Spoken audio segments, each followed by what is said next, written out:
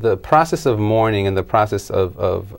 essentially the ritual of acknowledging the passing of somebody is a very sacred thing to Haitian people. If you've ever been in Port-au-Prince, one of the striking aspects that visually is the actual cemetery, which people call the City of the Dead, because they take so much care in building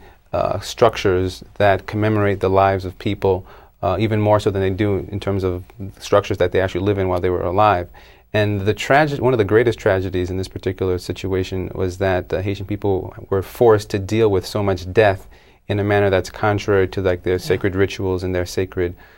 belief systems in regards to the spirit of an ancestor, the spirit of a loved one. And it will be critical in our minds that in order for us to move forward with the rebuilding process of the physical infrastructure of the society, there has to be kind of like a healing and a rebuilding process to take place within just even the notion of memorialization and mourning, and to just get beyond that and allow the healing process to take place kind of spiritually before you even think about being able to do anything physically. And you need, I think, a way to perhaps tie in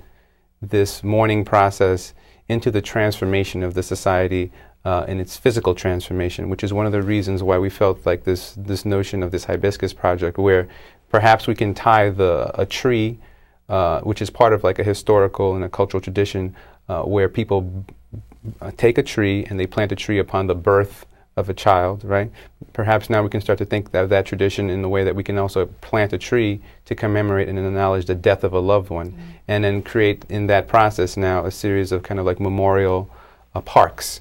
that can then become an outgrowth of a larger planning process, not only within Port-au-Prince, but within all of the towns where people have lost loved ones. And it also starts to become like a springboard for an environmental transformation. And it also becomes a point where you start to tie the spirit and the sacredness of an individual to the spirit and the sacredness of the land of Haiti, so that it starts to have people in a way kind of rethink their relationship to their landscape and to their environment. And I think it's a good way to tie people actively back into the rebuilding and the transformation of the island, the Renaissance of Haiti.